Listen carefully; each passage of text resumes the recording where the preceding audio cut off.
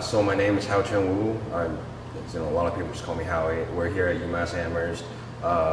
We are in Dr. Rick Pilsner's lab here, called the Environmental Epigenetics Lab, and we are in the Department of Environmental Health Sciences under the School of Public Health.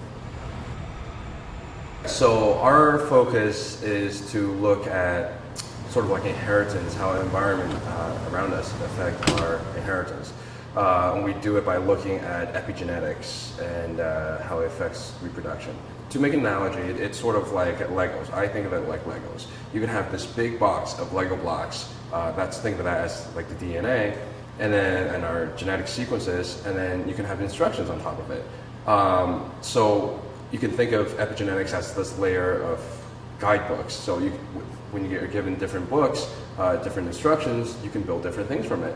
So each of us here are built a little bit differently, and we have a little bit different epigenetics. We have a little bit different genetics too, but we're really interested in how this layer of information, but not the actual DNA sequence itself, affects inheritance and reproduction and stuff like that. I took a really convoluted way here, and I fell sort of backwards into this place. I did my undergrad at University of Ottawa in Canada in biomedical sciences. I had a minor in history because I was interested in it, but mainly I wanted to be a doctor at the time. In about my third and fourth year of college, I really thought about it, and I started working in a hospital, and I realized that I didn't really want that. I didn't really think that was the right way for me, so then I started looking for grad school. UMass fortunately accepted me for the epidemiology program, so I spent 2 years there, and it was in the last semester that I met Dr. Pilsner in one of his classes, and we started talking, and we realized I was a lot more interested in his type of research, where I could do a little bit more bench science, like I was doing in undergrad. I could do a lot of epidemiology stuff on the computers, bioinformatics, stuff like that. So I thought it was really exciting, and it was a perfect fit for me. Mm-hmm. It's really fascinating because we realize that genetics is important, it's crucial, but epigenetics plays a huge role in not only disease, but also think about everyday normal things. How does your eye cell know how it's an eye cell? Epigenetics, it provides this layer of instructions and more, and that's what's so fascinating about it.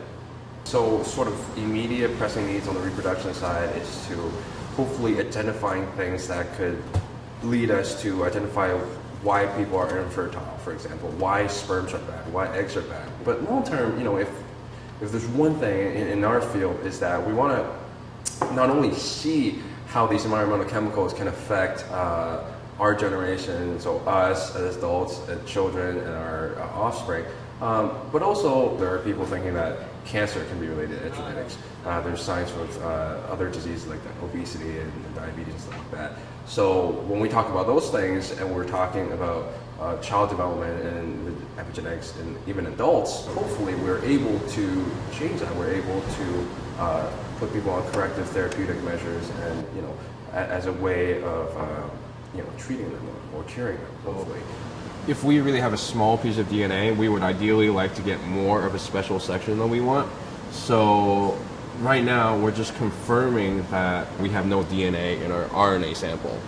So it means that generally the experiment worked, and these results are believable.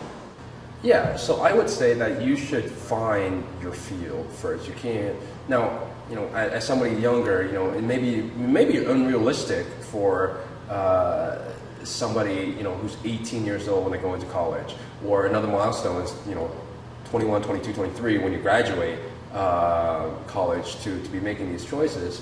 But you really need to be able to find your field, find what you're comfortable with, and find what you're good at. Because if you don't find the right field for you, you're going to be miserable, and chances are you might not even finish the program. And even if you do, are you going to want to be in this field this whole time?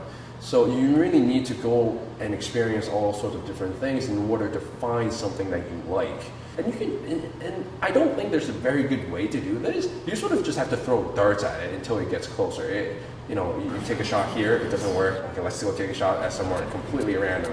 So if you just go out there and experience all the different fields that you might be interested in, you will eventually, hopefully, find one that you really like, and that's the one that you would want. So I think my biggest advice is find the field for you, and everything will become easier.